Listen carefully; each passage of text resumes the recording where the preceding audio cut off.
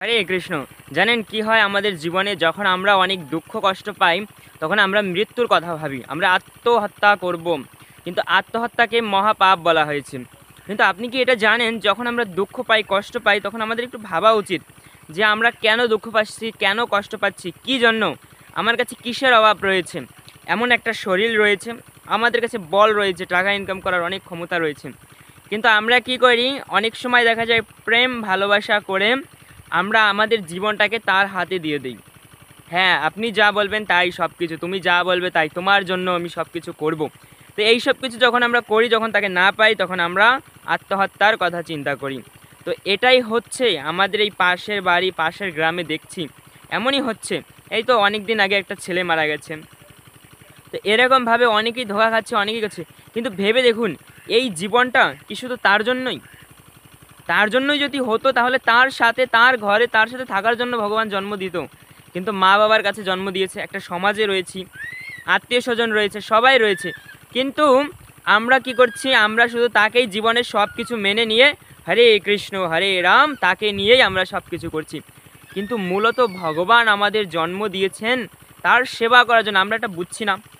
আমরা নিজেরা হিন্দু বলি, হ্যাঁ মুসলমান করুক, খ্রিস্টান করুক, কোনো কথা নেই, তারা করুক প্রেম ভালোবাসা, তাদের ধর্মে হয়তো থাকতেও পারে, নাও থাকতে পারে, জানি না। কিন্তু আমাদের ধর্ম অনুযায়ী যারা সনাতনী, তারা প্রেম ভালোবাসা করে লাফালাফি করছে।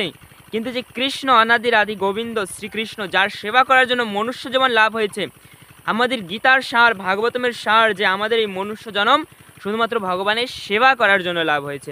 কিন্তু আমরা কি করি, আমরা এই জীবনটা তাদেরকে দিয়ে দেই, তাদের চরণে দিয়ে দিই, তাদের কাছে তারা যা বলবে তাই। হ্যাঁ, যদি খেতে বলে খাবো, না খেতে বলে না খাবো, এরকম করব। কেন ভাই? জীবনটা তো কৃষ্ণের জন্য, কৃষ্ণই তো দিয়েছেন, আমরা চাইলে তো আর পাইতাম না। যদি তাকেই দিতে হয়, অনেকে কী করে, লাভারের কাছে বা লাভারের কথা ছাড়া আর কোনোভাবে চলে না।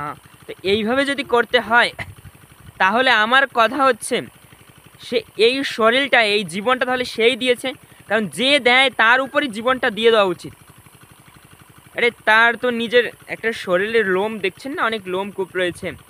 যার কাছে আপনি জীবনটা সমর্পণ করে দিয়েছেন, যার কথা মতন চলছেন, ভেবে দেখুন সে নিজের শরীরে একটা লোম হওয়া পর্যন্ত আটকাতে পারে না।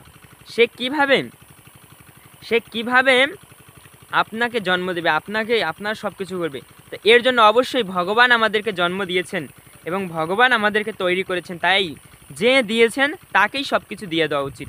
তো ভগবান যেহেতু আমাদেরকে সব কিছু দিয়েছেন, তাই এই জীবনটা অবশ্যই ভগবানের চরণে সমর্পণ করে দেওয়া উচিত।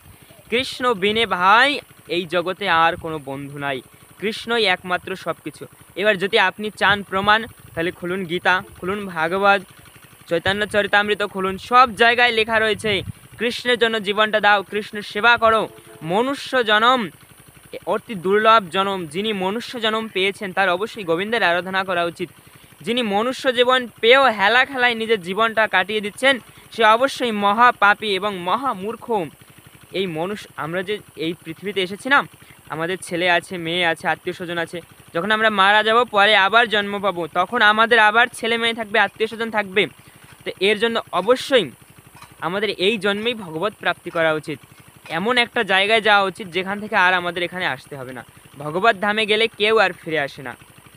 তো সেই জন্য আমাদের অবশ্যই ভগবানের সেবা করা উচিত। তো বিস্তারিত জানতে আমার এই পেজটি বা আমার এই ইউটিউব চ্যানেলটি ফলো করুন। হরে কৃষ্ণ, জয় জয় শ্রী রাধে, বৃন্দাবন বিহারী লাল কি জয়, বৃন্দাবন শ্রীমতী রাধারানী কি, জগদীশ্বর ভগবান কি জয়, হরি बोल, জয় প্রপাত, জয় গুরুদেব।